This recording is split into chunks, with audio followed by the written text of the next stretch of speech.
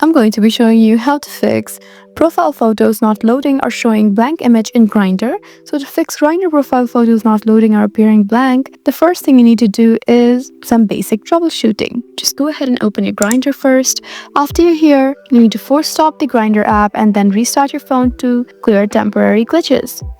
After that, you need to check your internet connection to ensure you have a stable internet connection, as poor connection can prevent photos from loading. If you're using any VPNs, you just need to turn them off so they can no longer interfere with the app's ability to load images. If you're using Android, then you can try clearing Grindr's cache. This option, however, is not available in the iOS device. If the problem continues, then you can try deleting and then reinstalling the Grindr app altogether. So in these ways, you can successfully fix profile photos not loading or showing blank image in Grindr. I hope this video was helpful for you. Please leave us a like and drop us a comment down below, and we'll see you again in our next video. Thank you for watching.